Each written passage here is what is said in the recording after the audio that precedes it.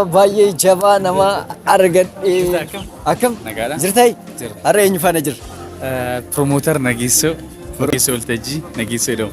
Waaw, promoter Nageessoo nama jabaa nuti qabnu keessaa isa nama tokko.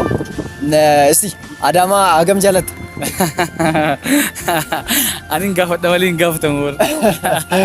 Kontentii baay'ee jaaladhuu fi karaa miidiyaa keenya argaa ture. Adaamaa jecha tokkoon ibsi waan jedhu miidiyaa kee irratti argaan ture. Mee ati Adaamaa hagam haga jaalattuu fi akkamitti Adaamaa ibsita? Dhugaa qabatamni jiru akkamitti fakkaate Adaamaa baay'een jaaladha. Magaalaa baay'ee jaalatamtuudhas.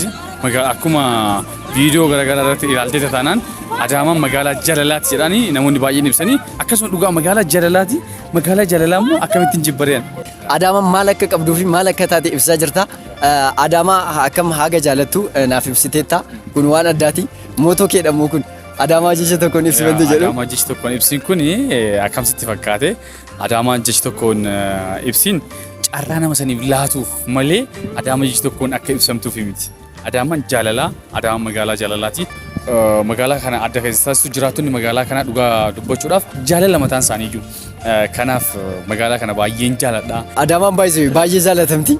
Adaamaan magaalaa guddoodha. Baay'ee namoonni baay'een hubannoo qaban malee magaalaan kun magaalaa guddoo Itoophiyaan qabdu Finfinneetti aansee magaalaa ishee lammataati. Guddinaan. Na akkasumas baay'een uummataati. Baay'ee si gammadeera. Maatii baay'ee horatteetta karaa TikTokii. Followers kuma 100 setta. Baay'ee gammadeera. Dhugaa dubbachuudhaaf akkasitti positive enerjiidhaan magaalaa beeksisaa akkasitti kuma 100 galuun baay'ee ulfaata. Challenge fuul ture. Baay'ee ulfaata. Haa ta'u malee garuu waaqni nu gargaara kuma 100 gallee jirra. Waggaa kana yoo waaqni jedhe waggaa kana miiliyoona 1 fi sanaa ol. Waaw. Baay'ee maatii keenya karaa TikTokiin hordofaa jirtan promoter Nageessoo follow godhaa. Adaamaa hoo akkasitti ibsitu haala miidhagaa fi haala dansaa ta'een yeroo ibsitu kana waree tokkoon dhagaye. Kantiibaa magaalaatichitti lafa kenneefi yookaan maallaqa kaffaleefi jiru. Maal jettaa? Bulchiinsa magaalaas hojii baay'ee boonsaa hojjechaa jiranii garuu waan naa kaffalamees hin jiru magaalaa jaaladhu beeksisaa jira. Kun immoo mul'ata koo ture. Mul'ata koo san dhugoomsaa jira. Hanga ammatti naafis yoo kenname qe'uma keeyotii naaf kenname lafuma kootti naaf kenname lafuma abbaa kootti naaf kenname waan nama raajus hin qabu garuu soba dubbichi dubbii sobaati. Yeroo muraasa booda akkam badhaasa guddaa akka ittiin argadhu nan beeka. Garuu jaalalli uummataa kan argadhe badhaasa hunda caala. Dhugaa dubbachuudhaaf. Kana malees konkolaataa riifoo bitaniif jechaa jiru.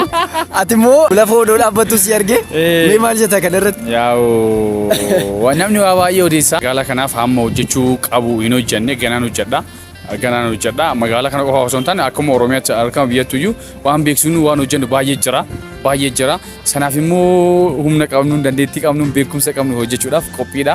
Gara fuulduratti waa baay'ee hojjenne jennee yaadna. Hojii keenyaan immoo yoo badhaafamne baay'ee badaas nama niphisu. Baay'ee bara keenyatti nama konfiidensii guutuudhaan waa'ee biyyasaa, waa'ee magaalaasaa, waa'ee uummatasaa hamma jaalatu ibsu nama tokko argachuu kootti baay'ee gammadeera. Uummata Adaamaa keessa jiraataniif hawwii maal qabdaa? Yaada maal qabdaa? Hagam jaalattaa? Naaf ibsi. Uummata kana magaalaa kanas baay'een jaaladha, baay'een kabaja. Isaanis baay'ee na jaalatanii dhugaa dubbachuudhaaf hamma hojjedhee ol jaalala uummataa argadheen jira. Hamma hojjedhee ol waa xiqqoo uummata kana waa xiqqoo hojjennaan uummanni kun jaalala si kenna. Uummanni kun dhugaa dubbachuudhaaf baaramu xiqqaatu jennaan si galateeffata. Kanaaf gara fuulduratti waa baay'ee hojjechuudhaaf karooraan qaba. Uummata kana akkam jedhee akka ibsu hin beeku uummata magaalaa kana dhugaa sitti mul'ata. Uummanni kun uummata jaalalaati. Maqaa keenya tokkoffaa gaafa waan kana hojjedhu maqaa keenya maqaa ganamaatiin isa yaamaa jirra. Adaamaa jennee warroonni maqaa birootiif yaamuudhaaf yaalan jiru. Sun asuma maqaa kana hanguma nuti maqaa kana promoot gooneen maqaa isa biraa gataa deemuu jechuudha. Adaamaa waan xinnoo jedhime. Magaalaa hangaatu sulula qiinxamtu adiyya Adaamaa magaalaa jaalalaa magaalaa baay'een jaaladhuudha. Magaalaa baay'ee dhugaa dubbachuudhaaf magaalaan kun magaalaa Finfinneetti aansee magaalaa guddoo biyya kanaati. Magaalaa guddoo biyya kanaati. Guddaas turre ammas ni guddanna. ni guddifnas. Galatoomi. Ulfaadhu baay'ees jaaladha baay'ees kabaja ulfaadhu kabajan magaalaa miidhagduu magaalaa hawwattu magaalaa aadaa seenaa qabdu magaalaa duudhaa ishee qabdu magaalaa Adaamaa keessatti har'a dhufne Promooter Nageessoo arganne isa faana gaaffii deebii xinnoo wal faana goonee jirra baay'ee nama jaalannuuf baay'ee nama kabajnu Promooter Nageessoo yeroo dhiyoo keessatti followers 105 ምናምን argateera kana ol hawwii qabnaa fi baay'ee jaalannaa baay'ee kabajna miliyoona tokko yeroo xinnootti seenuu qabaata sinis warri kana laalaa jirtanii Promooter Nageessoo follow godhaa